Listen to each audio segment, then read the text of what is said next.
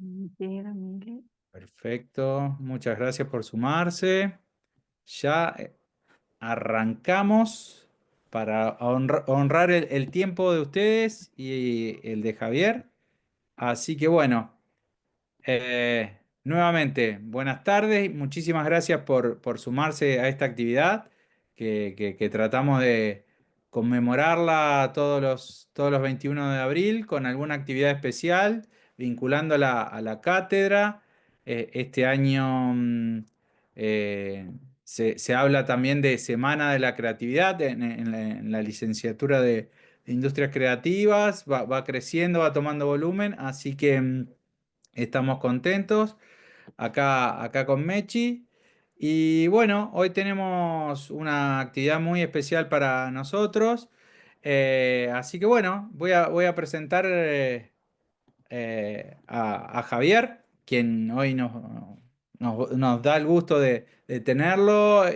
Así que bueno, Javier Hernández Acosta, bueno, es académico, músico, investigador, autor del libro de Emprendimiento Creativo, que varias cátedras de la carrera lo están utilizando. Así que bueno, eso es un enlace, un punto de contacto muy fuerte. Él, bueno, como le dije, es autor, ha liderado investigaciones, publicaciones sobre políticas culturales, participa activamente en organismos de cultura, siempre lo vemos con actividad académica y que eso nos aporta a nosotros. Así que seguramente ahora le doy la palabra a Javier y se puede explayar un poquito más, pero esta era la breve presentación que le quería hacer sobre Javier y gracias por sumarse.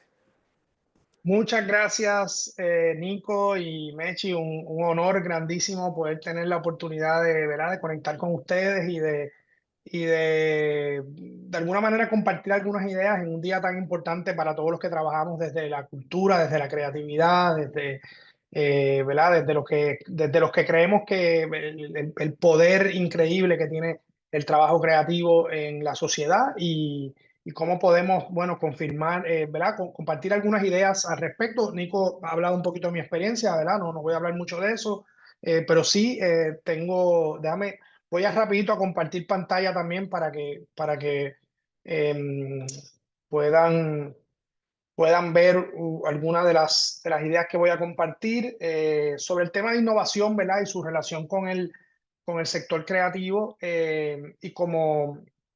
Y como les mencionaba, tengo el honor de ser decano de la Escuela de Artes, Diseño e Industrias Creativas de la Universidad del Sagrado Corazón en San Juan, Puerto Rico.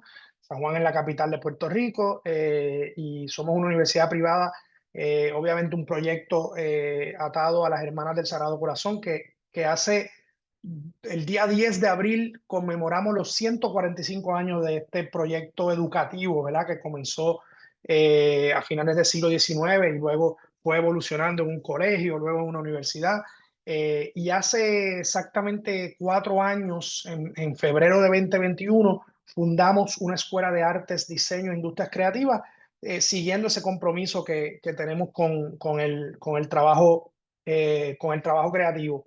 Y desde entonces hemos estado, ¿verdad?, trabajando este tema a nivel de todo Puerto Rico, como les decía, desde la escuela, pero también desde una serie de proyectos que tengo el honor de liderar y que luego pueden encontrar, ¿verdad? El proyecto de emprendimiento creativo, que está muy atado al libro y a todo ese tema educativo, pero Centro de Economía Creativa e Inversión Cultural son organizaciones sin ánimo de lucro que hemos fundado en Puerto Rico y que de alguna manera eh, se han dedicado a promover el trabajo, así que pueden encontrarlas por sus respectivas páginas. También el tema del Observatorio de Cultura, donde manejamos mucha información del impacto económico de la actividad cultural y creativa en Puerto Rico, etcétera, etcétera. Así que un poco, ¿verdad?, desde esos frentes es que un poco se ha desarrollado mi trabajo, aparte de ser músico, percusionista, que es un poco, ¿verdad?, lo que me conecta con el trabajo creativo.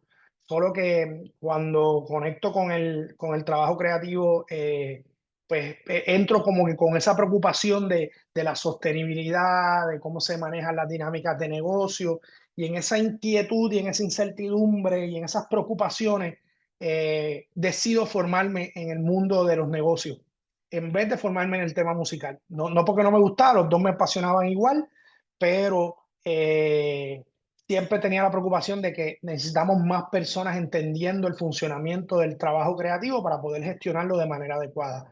Así que de ahí en adelante, pues toda mi vida he estado como manejando esos dos mundos.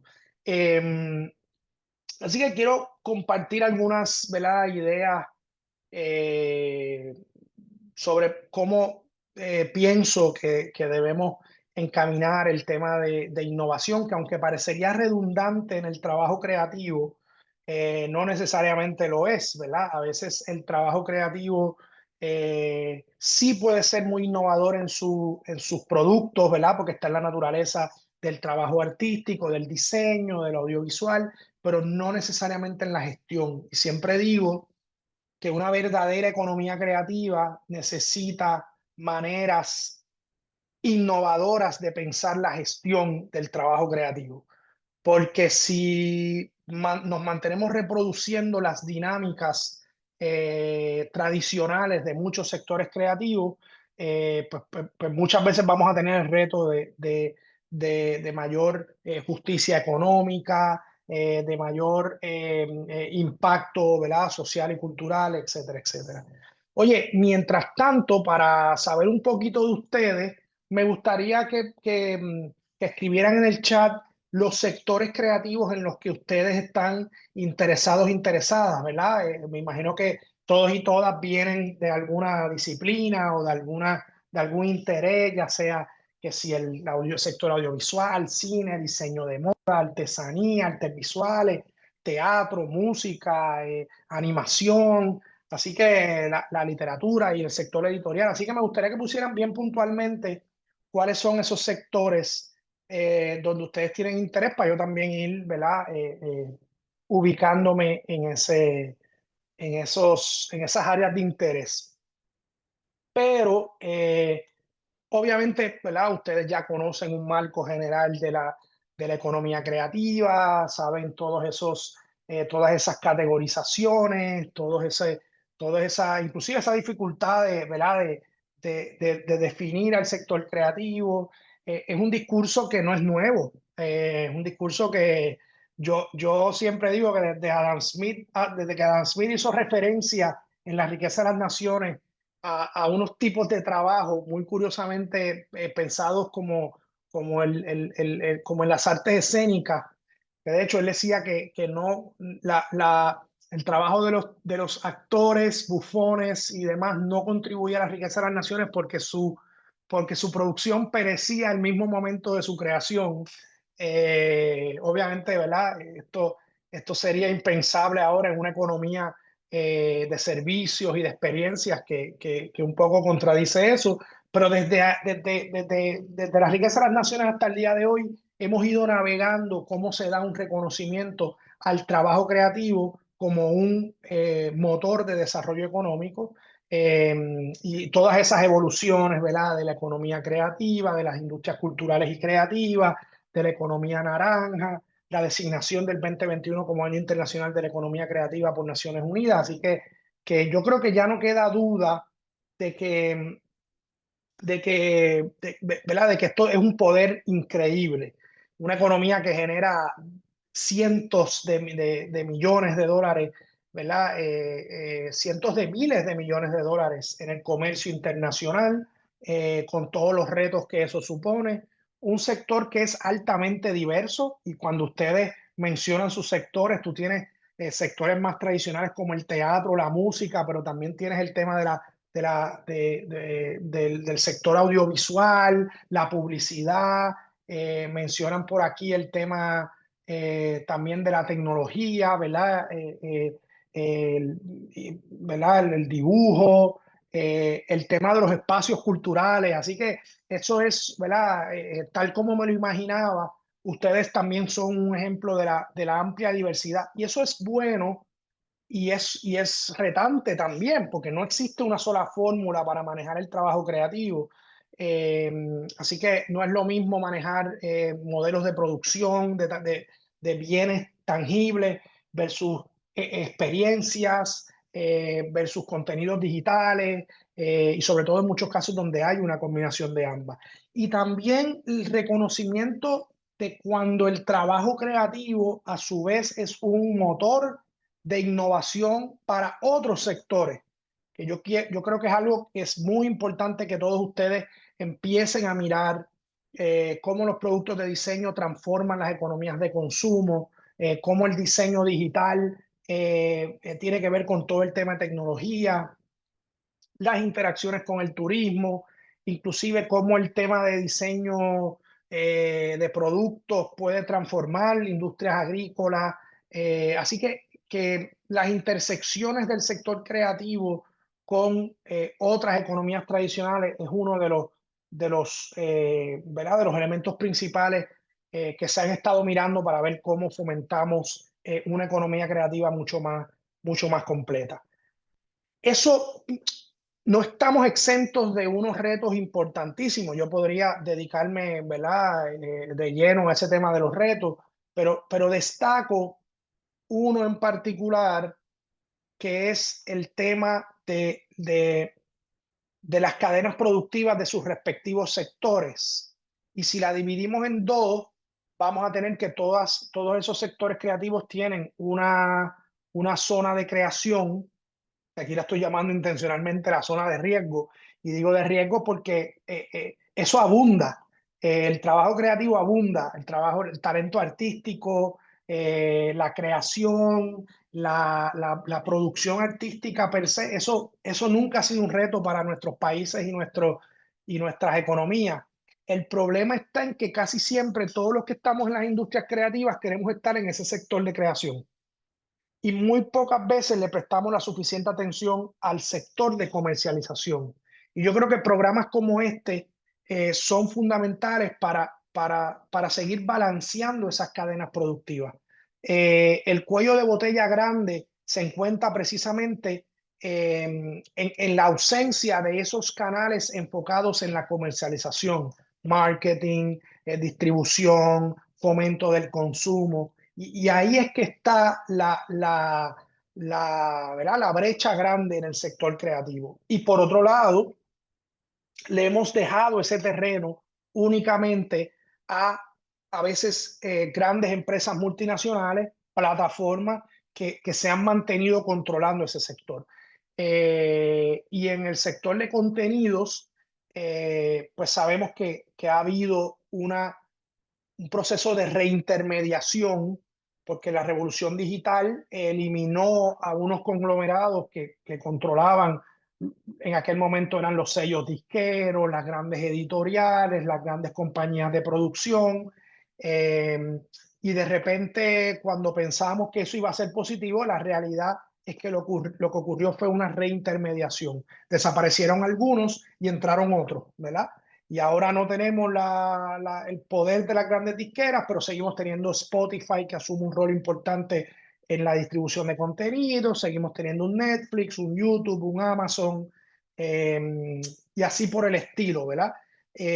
Así que es bien importante que entendamos esas dinámicas y que también, ¿verdad?, nos podamos insertar en esas cadenas productivas tratando de capturar valor económico. Yo siempre digo que el reto del sector creativo es que es muy bueno creando valor, pero no es tan bueno capturando valor económico de lo que genera, ¿verdad? Así que ahí hay un reto importante en manejar esas plataformas. Y por supuesto, en algunos sectores hay un alto reto, un gran reto en el tema del consumo cultural y creativo. Eh, Hay unas plataformas, ¿verdad? Hay unos tipos de consumo, sobre todo individuales, ¿verdad? Esto es un ejemplo de una encuesta de consumo que hicimos en Puerto Rico. Creo que son datos que no varían mucho a través de los países, pero obviamente sí, los temas de escuchar música, streaming, siguen teniendo un gran consumo, pero sí, seguimos teniendo un reto en los temas de lectura, en los temas de artes escénicas, de asistencia a conciertos, etcétera, etcétera, ¿verdad? Y en el caso de Puerto Rico nos recuperamos después de la pandemia, pero todavía se ve esa discrepancia entre asistir a eventos de artes visuales versus escuchar música, ver televisión, ¿verdad? Los medios de consumo masivo que todavía siguen teniendo cierto, ¿verdad? Cierto arraigo. Y por supuesto, pues obviamente tienes el caso de plataformas como las plataformas de streaming que cada vez más siguen integrándose verticalmente y tomando las riendas de la producción creativa más allá de distribuir contenidos, ¿verdad? Así que ahí hay una conversación importante que tener en su momento. A nosotros nos toca completar ese ciclo de innovación. Eh, yo siempre hablo, y esto es un texto del libro, una imagen del libro de la Ruta Emprendedora, de ese reto importante de lograr ese ciclo de imaginación como preámbulo a la creatividad como preámbulo a la innovación y la innovación como motor de desarrollo. Sin embargo, tenemos retos grandísimos en nuestros países para ese punto de partida que es la imaginación. Yo tuve la oportunidad de hacer en Puerto Rico la encuesta mundial de valores en 2019, 18, es la última que se ha hecho. Y, y miren este dato interesante, que es el porciento de las personas que entiende que la imaginación es una de las cualidades más importantes que fomentar en los niños y las niñas. Eh, y mira, curiosamente en nuestros países quedaron igualitos al final de la primera fila, Argentina y Puerto Rico. Solamente uno de cada 5 personas entiende que la imaginación es algo importante en los niños y niñas, ¿verdad? Así que si ustedes buscan su encuesta de innovación, perdón, de innovación no, su encuesta su encuesta mundial de valores, probablemente verán que otras cosas como la obediencia y otros aspectos, recuerdo que era muy curioso, los que sí la gente, ¿verdad? Están en el top of the list, y un tema de imaginación no, ¿verdad? No está ahí. Así que es un reto competir cuando no se reconoce, ¿verdad? Abiertamente la importancia y el poder de la imaginación. A mí me gusta un texto eh, de Mitchell Resnick de la Universidad de MIT que habla sobre el tema del kindergarten como el modelo de lo que deberíamos estar haciendo más en nuestras escuelas y en nuestros programas educativos.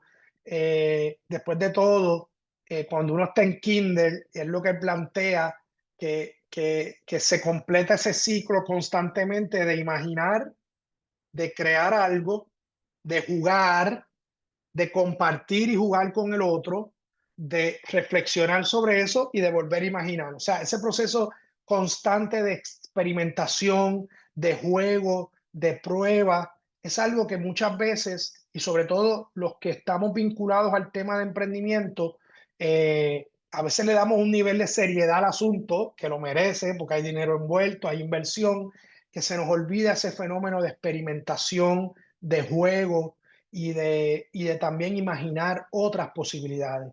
Es muy difícil salir ¿verdad? De los marcos mentales en los que nos hemos criado, eh, cuando todo está encaminado a ser cuadrado, matemático, racional, cuantitativo. Y eso es un reto grande que nosotros tenemos. Y lo vemos todo el tiempo con el tema de creatividad, ¿verdad? Hay otro texto que también les puedo recomendar, eh, que es ese libro de La tormenta de la creatividad, que a mí me gusta muchísimo porque hace esa analogía entre el proceso creativo y una tormenta. Nosotros que vivimos en el Caribe estamos bastante acostumbrados, ¿verdad? A ese ciclo de que cuando tú miras una tormenta, realmente tú no sabes cómo se forman y por qué. Sí, hay unas cosas de la temperatura del agua y, ¿verdad? y ciertos fenómenos meteorológicos, pero al final todavía no sabemos a ciencia cierta qué provoca que se forme esa tormenta.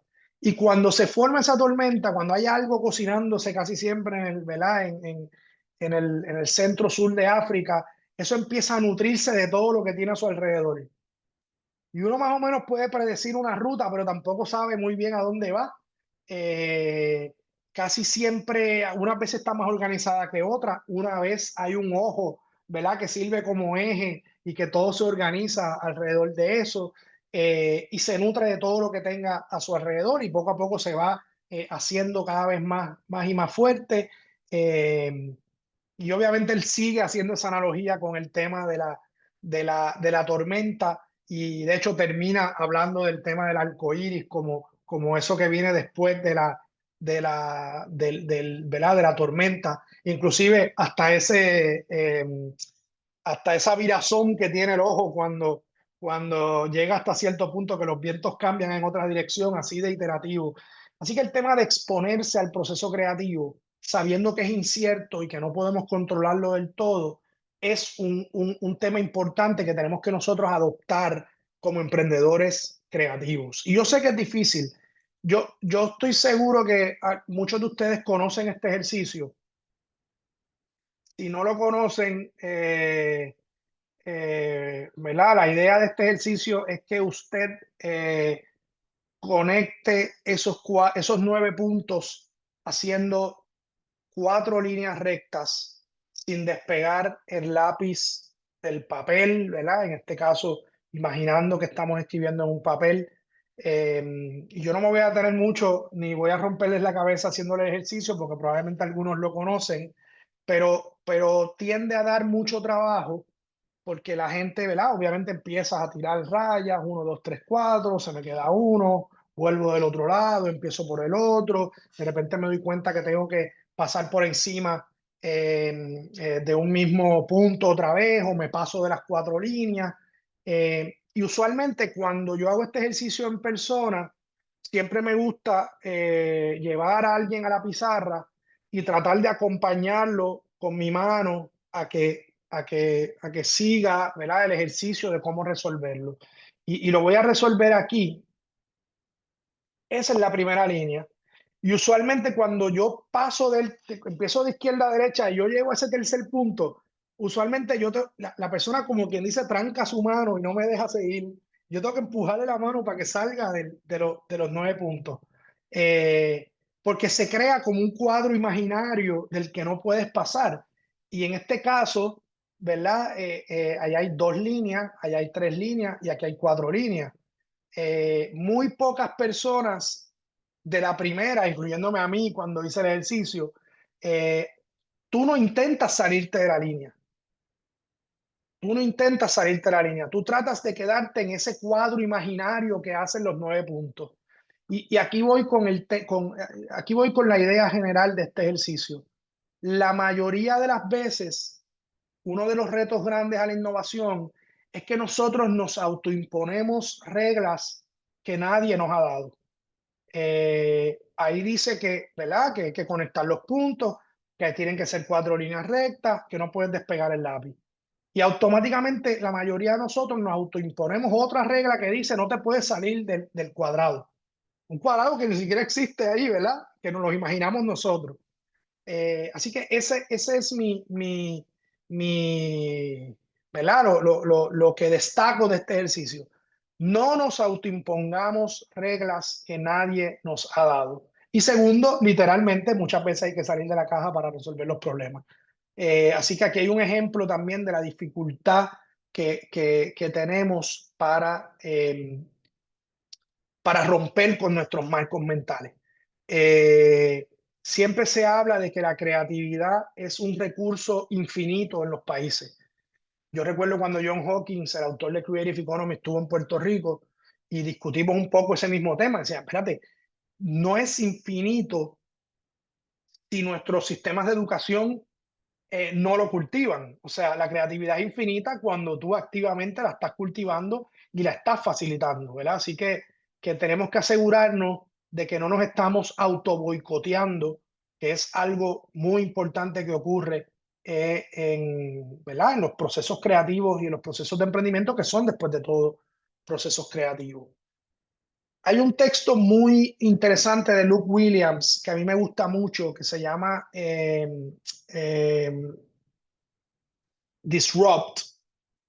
Y aquí él hace una pregunta que a mí me ha parecido fascinante a través de los años, y es que Luke Williams dice que para tú empezar a generar innovación, tú tienes que encontrar los clichés que hay en un determinado industria, producto, etcétera. Entonces, él dice que un cliché usualmente, ¿verdad?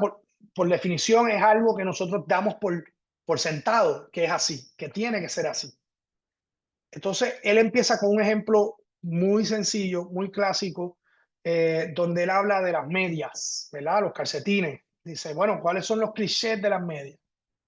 Entonces, pues uno empieza a hablar, pues bueno, pues, que son de algodón, que tienen colores, que son para cubrirte de los, ¿verdad? Cubrirte los pies, que son para el frío, pero nadie usualmente plantea el cliché de que tienen que venir en pares. Es tan cliché que unas medias tienen que venir en pares que a veces ni lo decimos. Entonces él dice, bueno, una vez yo identifico el cliché, yo puedo jugar con eso, crear combinaciones, exagerarlo, minimizarlo, eliminarlo, invertirlo, y ahí puedo generar innovación. Entonces ahí dice, bueno, pues ya yo no vendo medias en pares, las vendo de tres en tres o las vendo solitas. Y tú dices, diablo, pero qué cosa más absurda, ¿verdad? Y luego te explica el modelo de Little Mismatch, que es una marca, ¿verdad? Que se ha hecho famosísima vendiendo medias así en números impares, porque está pensado para que tú las combines, ¿verdad? En colores. Y uno decía, pero ¿a quién se le ocurriría vender medias en números impares o individualmente? A nadie, porque es un cliché. Pero la innovación de ese producto vino exclusivamente primero de reconocer el cliché y luego tomar una decisión sobre cómo alterar eso. Así que yo les invito a que hagan ese ejercicio. Es, eh, es bien interesante. Como todo ejercicio creativo, va a encontrarse con muchísimas cosas absurdas por demás. Bueno, pero eso viene después. Una de las cosas que siempre menciono en los procesos de creación, en los procesos, ¿verdad?, de creación e innovación, es que separen la creatividad, la ideación de la validación.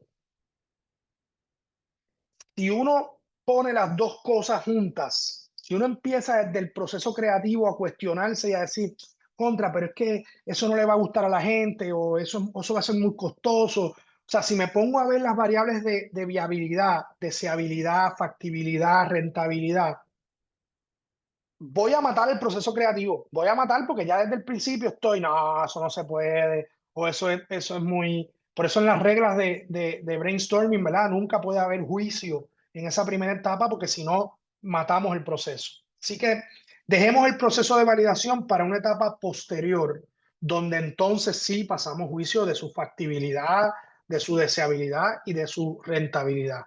Pero hay que exponernos al trabajo creativo y este ejercicio de los clichés es maravilloso. Él usa otro ejemplo de uno de los restaurantes de Ferran Adrià, no me acuerdo cuál de ellos es, o sea, me acaba de escapar el nombre, pero él dice, bueno, clichés de los restaurantes, pagas por lo que te comes,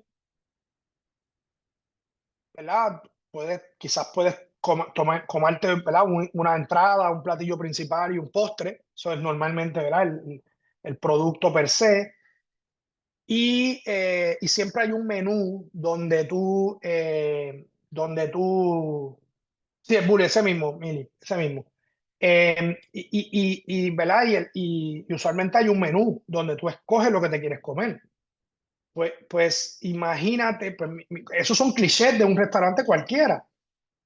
Pues, ¿qué pasa cuando tú pagas un precio fijo independientemente de lo que te comas? ¿Verdad? Ahí lo que hice fue que cambié la fórmula de pagar por lo que te comes a un precio fijo. ¿Qué tal si exagero la cantidad de platillos y te digo que te vas a comer 20 platillos en vez de 3? ¿Y qué pasa si el menú lo ves al final, ¿verdad? Después de que comes un poco, ves lo que te comiste. Así que hay muchísimos ejemplos más.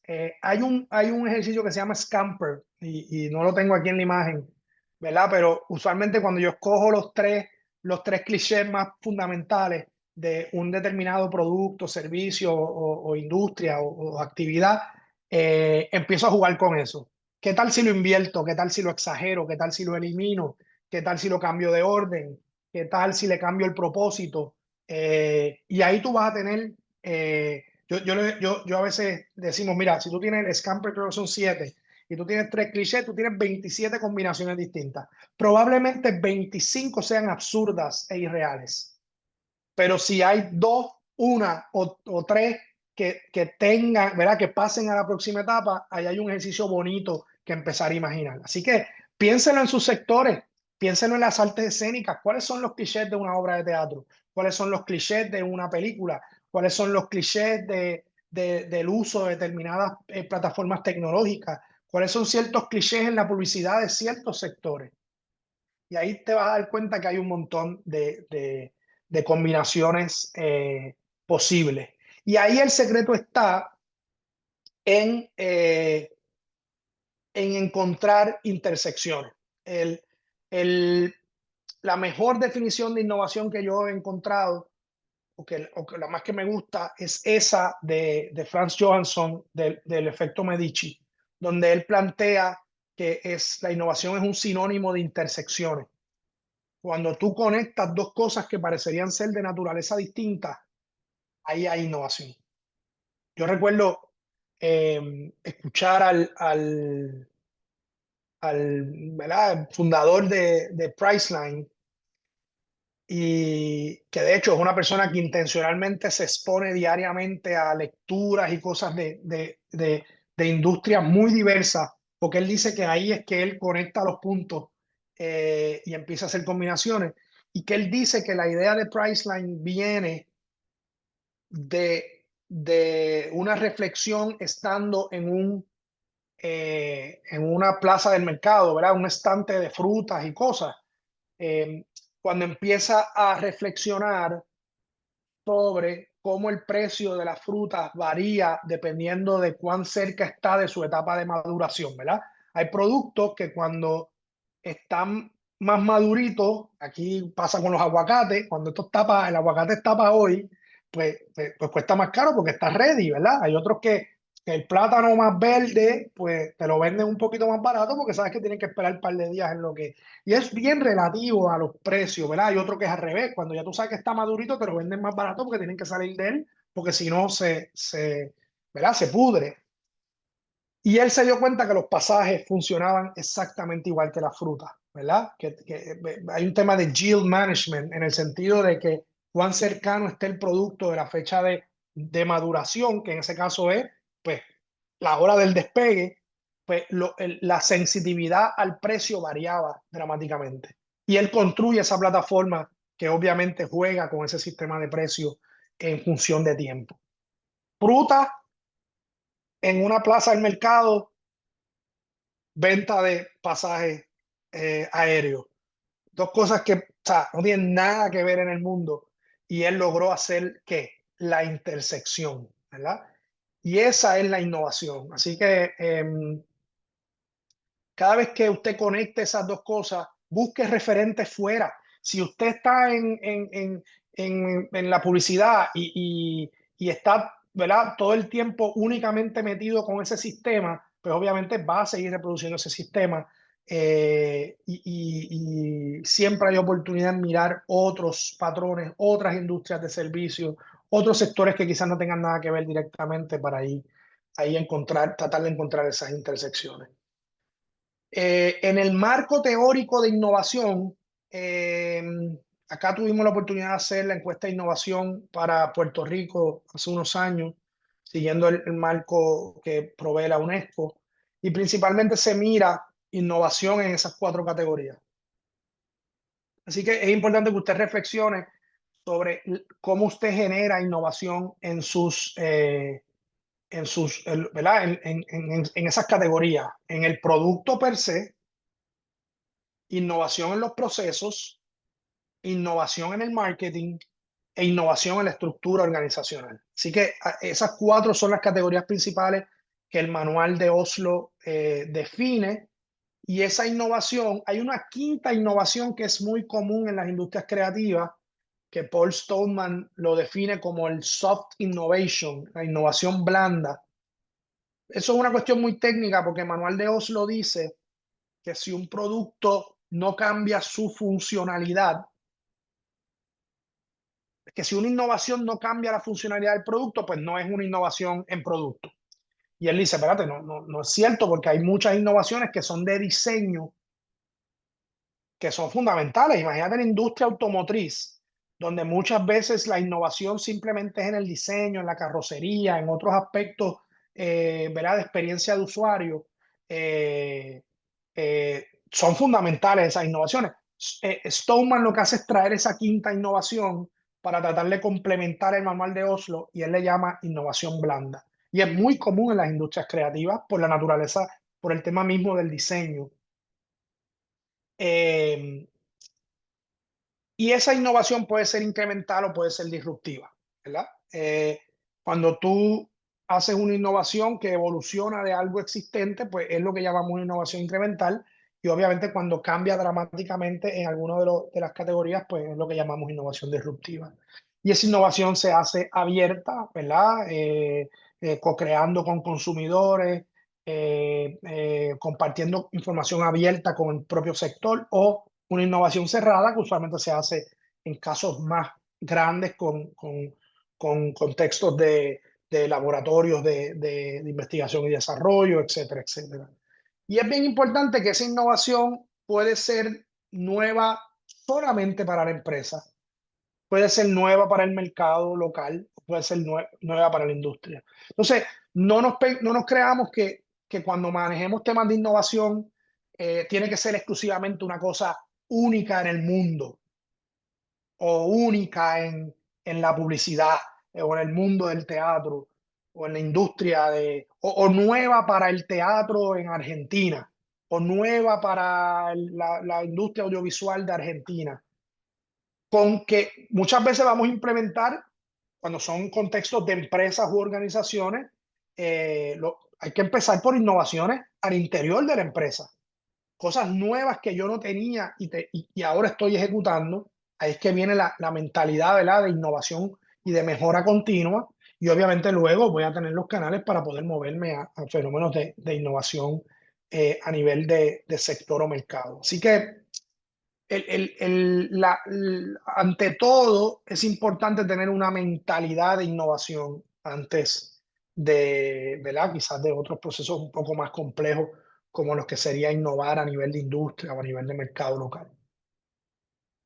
Y yo quería, por último, hacer una reflexión y déjame volver a compartir mi pantalla, que no vaya a ser, tengo un audio aquí.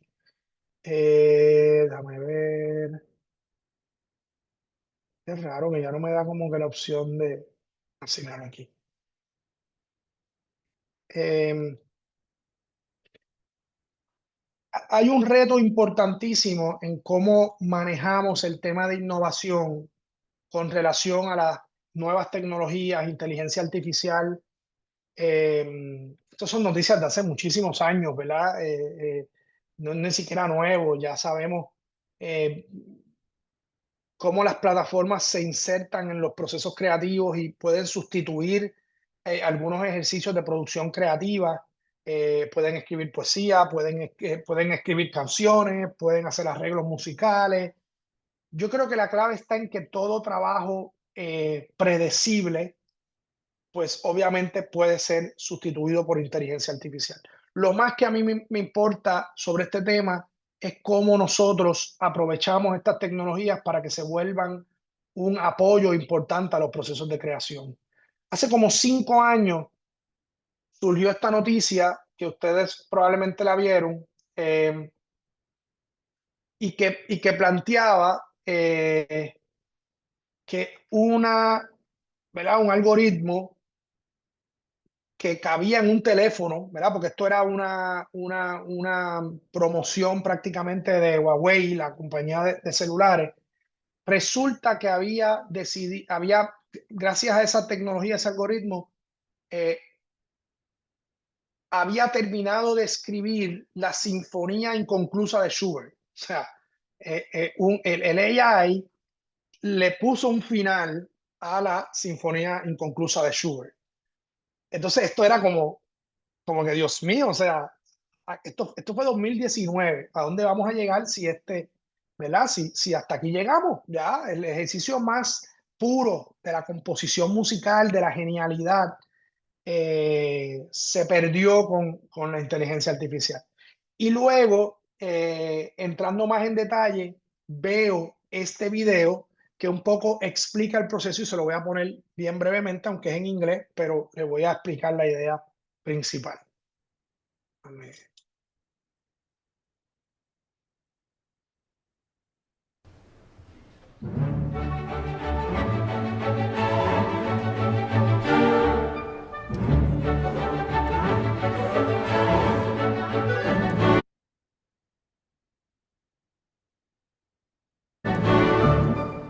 I think AI can only be helpful in music. It's great. It's like having a collaborator sitting right next to you who never gets tired, who never runs out of ideas, who never has an attitude of any kind. It just is there to work and it's there to help. I think if Schubert had our technology, he definitely would have finished a symphony.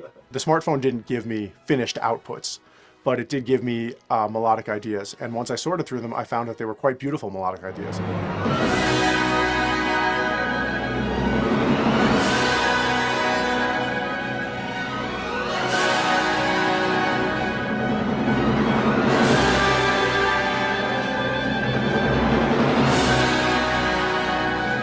Originally written in 1822 and has remained unfinished for 197 years. And for us, it was the perfect opportunity to demonstrate and inspire a new generation of musicians. Is a perfect next step to really challenge what's possible and to really push the boundaries of culture and technology.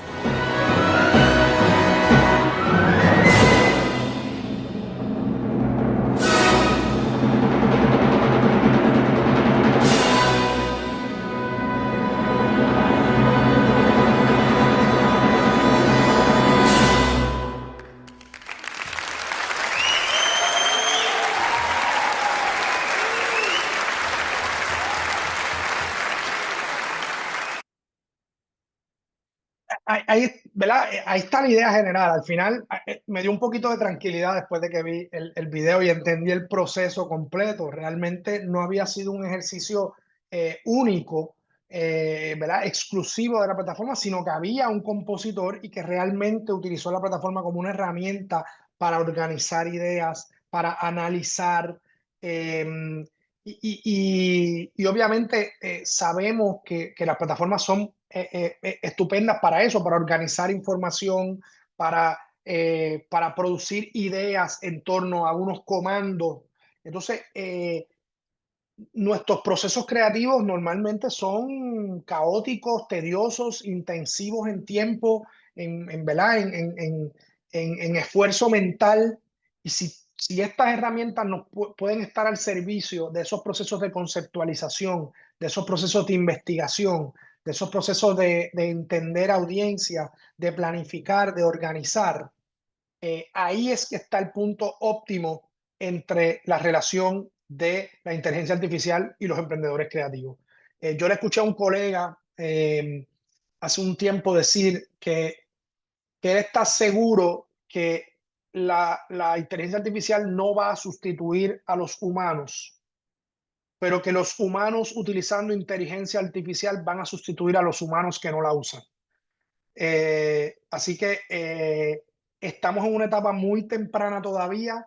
Todas estas evoluciones nos van a jamaquear, ¿verdad? En la estructura, pero hay una oportunidad. La invitación es a empezar a entender cómo estas plataformas pueden estar al servicio de nosotros. Y por último, un tema de entender claramente los modelos de negocio para innovar.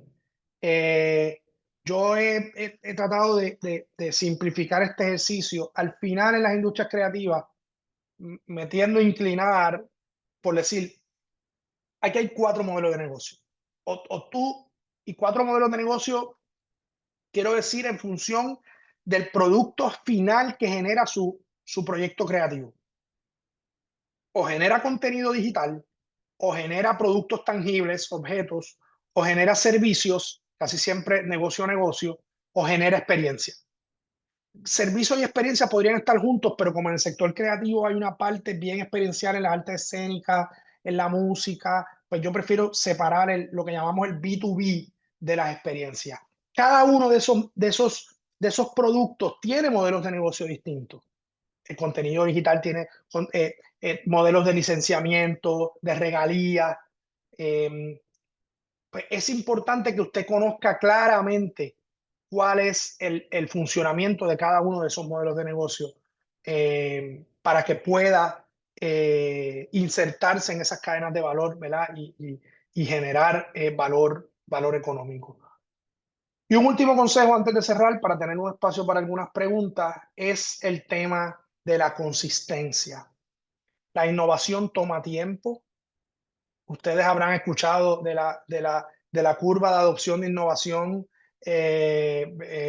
¿verdad? Que la teoría de difusión de innovación lleva décadas. Yo creo que lleva ya casi 40 años, pero sigue siendo útil en entender que la adopción de la innovación no se da de manera masiva y natural, ¿verdad? Usualmente es escalonada y toma tiempo en lo que llegamos a que la mayoría adopte la innovación. Y eso requiere paciencia y planificación y cash flow, ¿verdad? Y flujo de efectivo. La mayoría de los proyectos no es que fracasan, es que se quedan sin dinero antes de completar su experimento. Porque requiere mucha inversión la ejecución de la innovación y usualmente no somos muy efectivos planificando. Cierro con unas citas. Miles Davis: si no cometes errores, estás errando. Eso es importante en la experimentación. Una cita que me gusta mucho de Silvio: creo que vivir sin riesgo es aburrido, mucho más en materia artística. Y siempre me gusta cerrar con esa cita de Galeano: mucha gente pequeña en lugares pequeños haciendo cosas pequeñas puede cambiar el mundo. Así que aquí les dejo mi información de contacto. Yo les voy a pasar esta presentación, ¿verdad? Solamente quería un poco compartirle algunas ideas y pues dedicarle unos minutitos a algunas preguntas y comentarios antes de quitarme el sombrero de decano y profesor y convertirme en músico para un ensayo urgente que tengo para una presentación que tenemos el viernes aquí en un festival muy importante. Pero un honor, espero que este sea el comienzo de muchas colaboraciones y siempre abierto a estar en contacto y apoyarnos de muchas maneras. Así que muchas gracias por la invitación. Javier, muchísimas gracias a vos. Yo encantado del el tiempo que nos destinaste y de lo que nos compartiste. Espero resumir el pensamiento de todo así. No, no lo creo, pero creo que estuvo muy interesante. Eh, Mechi, ¿tenés alguna pregunta como para abrir el juego y sacarle más a Javier? No, primero, gracias Javier, hermoso escucharte, esos consejos simples pero valiosos a la hora de pensar o de entregarse a los procesos creativos, ¿no? Y siempre ponderamos a la creatividad como una de las habilidades de los profesionales del futuro, no solamente para esta carrera, sino para todas. ¿Qué otras habilidades pensás vos que son fundamentales para el futuro de las industrias creativas? Mira, yo creo que hay un tema importante en el tema de adaptabilidad, ¿verdad? que un poco lo ato al tema de tolerancia al riesgo. Eso no es fácil, ¿verdad? En el mundo, sobre todo empresarial, es complejo. Y en el mundo creativo, sobre todo sectores artísticos, también porque uno tiene mucho miedo al rechazo, al fracaso. Eh, Así que el tema de adaptabilidad y tolerancia a riesgo es fundamental para mí. Y hay una variable, hay dos variables más. Otra para mí es el tema de la colaboración. Me parece fundamental. Todavía el ejercicio creativo se sigue enmarcando mucho en el tema del trabajo individual, ¿verdad? De la nanoempresa. Yo he estado los últimos años tratando de machacar el tema del concepto de emprendimiento colectivo. Necesitamos empezar a generar soluciones colectivas, ¿verdad? Que agrupen pequeños emprendimientos, el modelo cooperativo, las alianzas estratégicas, las marcas colectivas. Así que si podemos empezar a pensar en emprender para el colectivo, porque de lo contrario estamos todos ahogados en estructuras a veces gerenciales y administrativas que podíamos obviar si estamos trabajando colectivamente. Así que la colaboración, la adaptabilidad, tolerancia al riesgo, y hay un tema del pensamiento ético y de justicia social que me parece fundamental en los sectores creativos porque el tema de justicia, el tema de justicia social ¿verdad? Y equidad, y a veces no nos las aplicamos ni a nosotros mismos, ¿verdad? A veces nosotros los emprendedores somos los primeros que nos autoprecarizamos porque estamos todo el tiempo autosubsidiando nuestros proyectos. Así que hay un tema ahí ¿verdad? De pensar en el tema de la sostenibilidad y cómo eso, ¿verdad? Supone un tema de justicia social, individual y colectiva. Me parecen algunas destrezas fundamentales. Muchas gracias, Javier. Mili, quería hacer una Mili, pregunta. Sí, buenas noches a todos. Gracias, Javier, muy interesante. Quería preguntarte como hermano latinoamericano que es, no lo voy a tutear porque no conozco la costumbre de su país, así que le digo de sí, usted. tutear todo el tiempo. Bueno, con su permiso entonces, digo, me sigue llamando la atención que toda la bibliografía que fue citando, los autores a los que fue haciendo referencia, son todos autores americanos, norteamericanos, ¿no? Eh, y si bien, digamos, vivimos en este mundo globalizado, en donde estamos interconectados y demás, eh, en lo personal como que me preocupa que no podamos estar pensándonos desde Latinoamérica con nuestras propias estrategias, con nuestros propios desarrollos, con nuestros propios proyectos, y que eso sea un poco lo que pueda ser nuestra marca dentro de este mundo globalizado. Hay bibliografía, porque nos ha pasado en varias cátedras que también hay mucha bibliografía con autores norteamericanos, incluso yo prestaba atención a sus gráficos también con palabras en inglés, y me llama la atención eso, digo, ¿qué pasa con lo nuestro? Sí, mira, tienes un gran punto que sigue siendo siempre una preocupación. Nosotros, naturalmente, culturalmente, ¿verdad? Venimos de un contexto retante porque estamos todo el tiempo vinculados, ¿verdad? Inclusive te darás cuenta el tema del idioma, que nosotros, el Spanglish de nosotros, por el marco, ¿verdad? Por la relación política con Estados Unidos, el marco jurídico y demás. Así que nosotros estamos tenemos ese reto, pero la verdad es que sí, yo creo que existe el marco de referencia, y hemos ido trabajando juntos, un grupo de académicos en la región, eh, eh, trabajando estos temas, sobre todo con el tema particular de la economía creativa. Lo hay ya, ¿verdad? Y tú tienes personas como Lady Gidio en Colombia, tienes a Santiago Trujillo, que de hecho los dos hoy día son secretarios de Cultura, uno de Cali y uno de Bogotá, y hemos trabajado muchísimo tiempo juntos. Tú tienes a Alex Paredes en Chile, trabajando el tema de diversificar, un amigo ¿verdad? Muy querido. Tienes a Lázaro Rodríguez en Panamá, trabajando el tema ¿verdad? De UNESCO y de diplomacia cultural y de ciudades creativas. así que lo hay. En Argentina está mi amigo Enrique Abogadro, que estaba en la Secretaría de Cultura de Buenos Aires, si no me equivoco, así era el título. Hemos compartido muchísimo juntos. Lo que pasa es que tenemos que sentarnos a escribir más. A mí me pasa, yo recuerdo el primer artículo académico que yo escribí en 2013 que se llamaba Differences in Cultural Policy.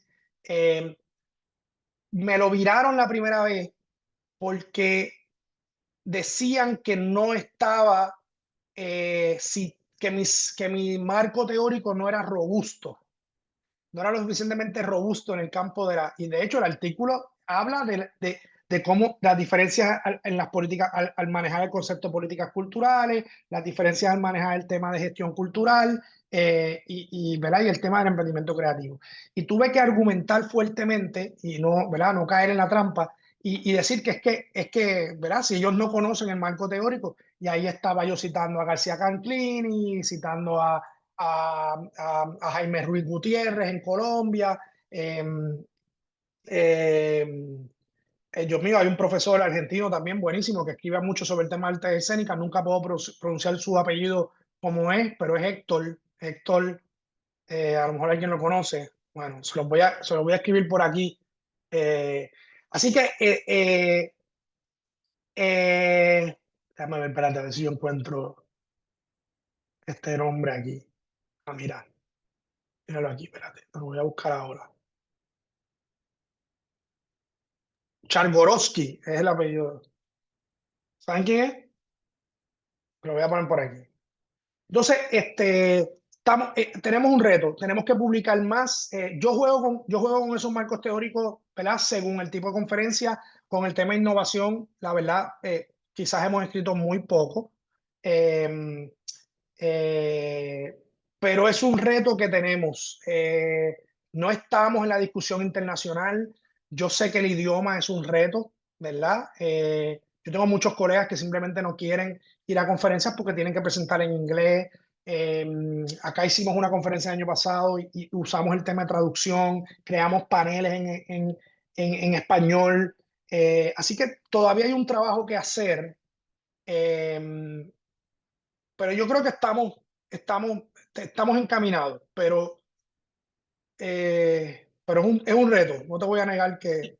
Quizás sea un buen desafío para algunos compañeros que están acá en el Zoom de futuros licenciados en industrias creativas de trabajar en el área de investigación y de producción de material al respecto, porque siento Sí, que gran parte de los problemas que podemos tener es quizás porque no estamos parados desde no tenemos, como dice Paulo Freire, la cabeza piensa donde los pies pisan.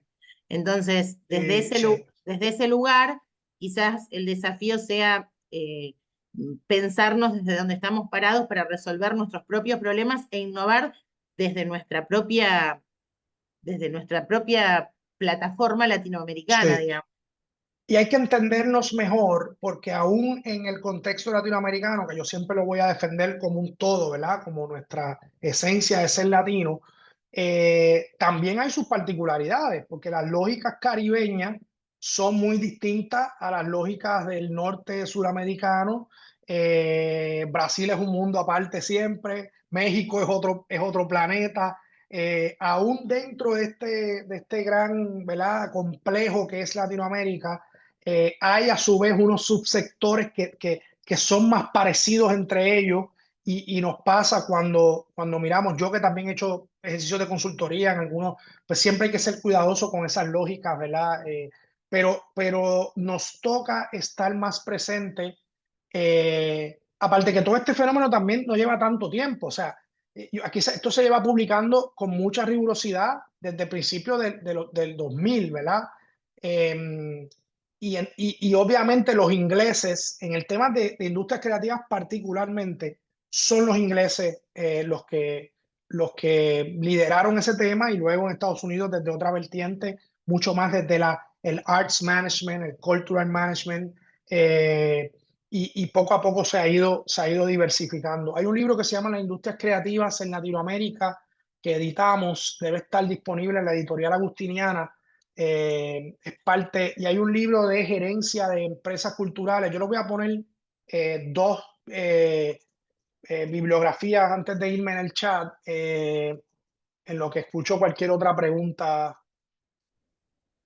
Déjame ver si... Una preguntita más antes de yo salir corriendo. Javier, ¿seguro? ¿Tenés tiempo para alguna más? Una más. Yo me voy aquí excusando de que ya voy de camino. Voy, como uno hace siempre, voy mintiendo. Ya estoy de camino y todavía no he salido. Sí, no, pero no queremos comprometerte. ¿Alguien tiene alguna más? Si no, Una más. disparo una yo. Eh, bueno, ¿cómo ves el rol de la inteligencia artificial en en los futuros modelos de negocio en industria creativa? Porque ahora estamos en el hype, todo es inteligencia artificial, y si no habla de inteligencia artificial es porque estás en un carruaje, sos un nativo, no sé. Yo, mira, yo honestamente, espérate, perdóname, yo estoy aquí a la misma vez. Buscándole el material. Culturales, Tirá el ¿cómo se título, yo llama? después busco. Yo los libros también ya los tengo que mencionaste, así que cualquier cosa los podemos ir compartiendo luego. Dale, si no, yo te los envío porque hay uno que no me acuerdo bien el título, que es una compilación hecha en México y todos son autores latinoamericanos y es sobre gerencia de organizaciones culturales. Ujú. Y entonces el de Agustiniana, que se llama Industrias Culturales y Creativas en Latinoamérica, pero no me está viendo el link. El tema de inteligencia artificial, yo estoy siendo bien cuidadoso porque todavía está en una etapa muy preliminar. Yo necesito por ahora que me sirva para lograr eficiencia. El reto del trabajo creativo es que hay muchas etapas del proceso que nadie valora. O sea, las etapas de conceptualización, las etapas de brainstorming, las etapas de investigación. Nadie paga eso en el trabajo creativo. Casi siempre te pagan por el producto final. Entonces, si no me estás pagando por todo ese trabajo, yo necesito hacerlo lo más eficiente posible.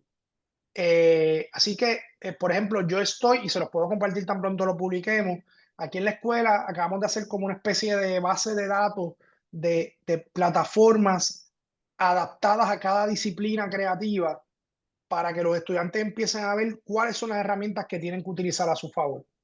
Ujú, ¿Y para qué? Esto úsalo para investigación, esto lo úsalo para maquetar, ¿verdad? Para hacer maquetas, esto úsalo para brainstorming, esto úsalo para generar ideas. O sea, yo necesito que tú empieces a ser más eficiente en el trabajo creativo, porque si no lo eres, te estás autoprecarizando. Así que por ahora yo estoy priorizando en el modelo de negocio, en el lado de los costos, ¿verdad? En ujú. el lado de hacer los procesos más eficientes. Y luego vamos a ver cómo insertarnos quizás en temas ¿verdad? De modelos de negocio, eh, eh, ¿verdad? De productos finales.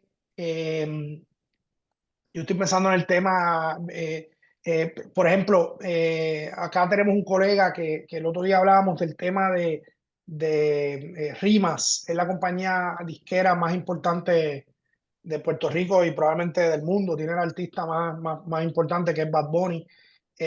Y Emilio está dirigiendo la editorial de Rimas. Y la editorial, ¿qué hace? Cobrar. La editorial tiene que estar con ojos 24/7 tratando de capturar y de cobrar regalías por todo lo que se ejecuta. Todo eso, él lo está manejando con andamiajes de inteligencia artificial.